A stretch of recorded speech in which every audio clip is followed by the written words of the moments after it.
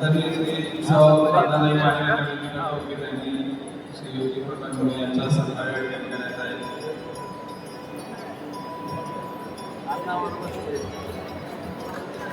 यानंतर आपण सत्याग्रही यांचा पण सत्कार करणार आहोत.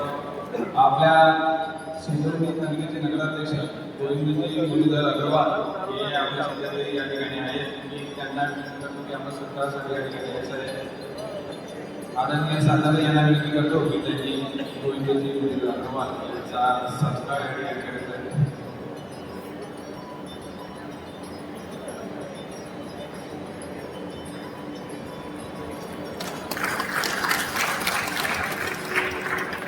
यानंतर संभाजी गोविंद साठे हे सत्याग्रही आपल्या या ठिकाणी आलेले आहेत. त्यांना विनंती करतो कृपया आपण सत्कारासाठी समोर यायचं आहे. आदरणीय श्री चंद्रकांत यांना विनंती करतो की त्यांनी संभाजी साठे यांचा सत्कार करायचा आहे.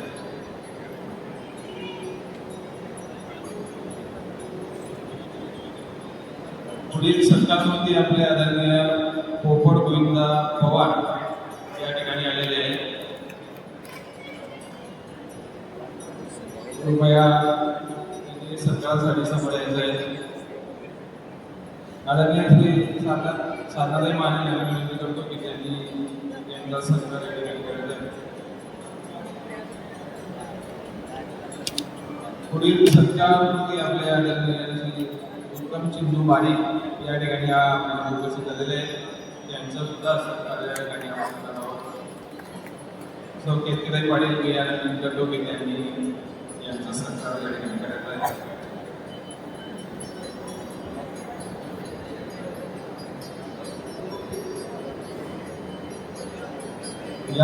यानंतर प्रकाश राजमाल जवळ यांचा पण आपण या ठिकाणी सत्कार करणार आहोत. त्यांना विनंती करतो की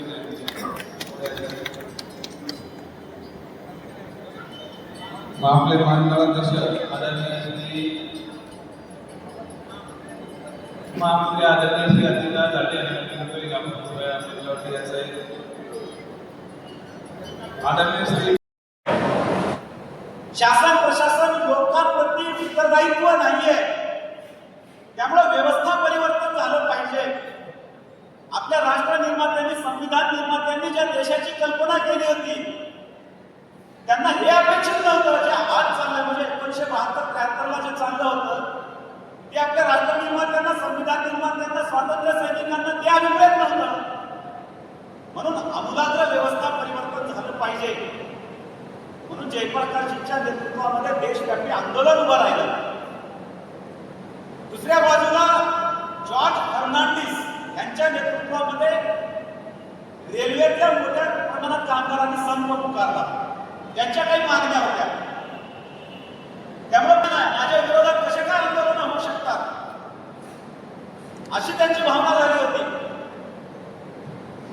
त्याच्यामध्येच एक सर्वात मोठं एक प्रकरण घडलं. 1971ला जे रायबरेलीतून इंदिरा गांधी निवडून आल्या होत्या तेव्हा त्यांच्या विरोधात जे उमेदवार होते ते राजनारायण यांच्या विरोधात इंदिरा गांधींचा मोठा विजय झाला. 1,10,000ची लीड होती.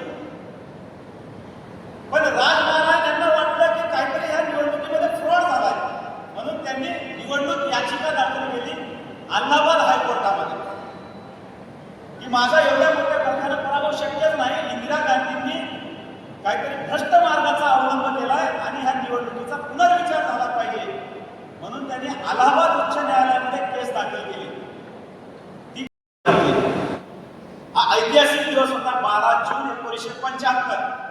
इंदिरा गांधींनी रिक्वेस्ट केली न्यायालयाला की ह्या निर्णयावर स्थगिती द्या जेणेकरून आम्ही सुप्रीम कोर्टात याचिका करू शकू.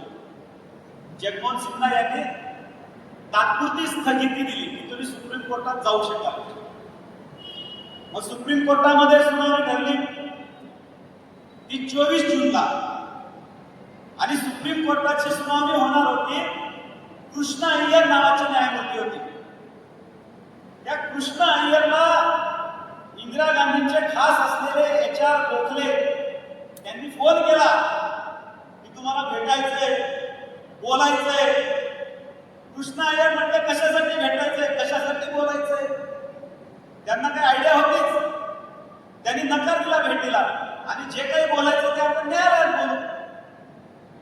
आणि 24 जूनला निकाल लागला की तो जो उच्च न्यायालयाचा निकाल होता तो कायम राहील.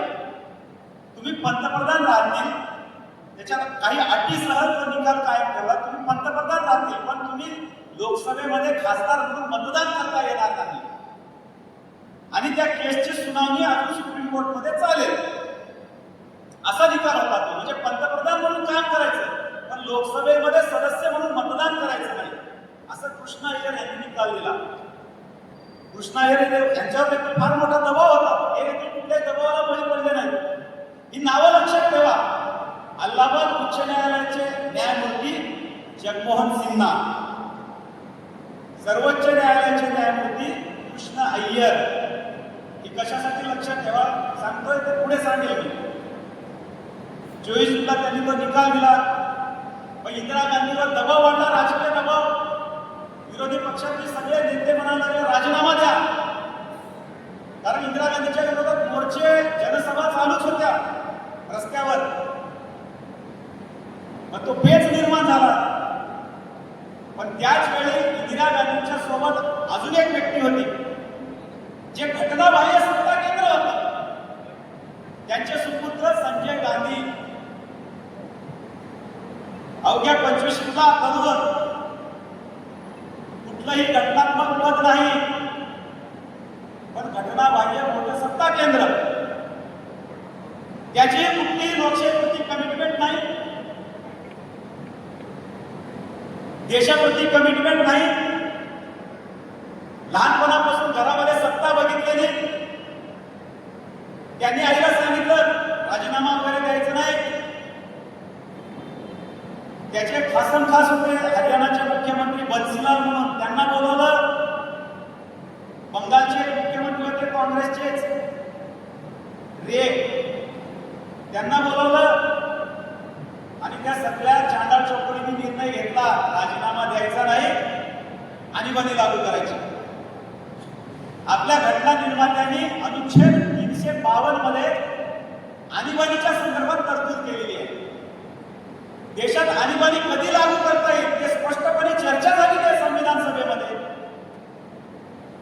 जर देशात अंतर्गत सुरक्षेला मोठा धोका निर्माण झाला, देशाचं एकत्व अखंडत्व धोक्यात आलं, प्रचंड प्रमाणात गृहयुद्ध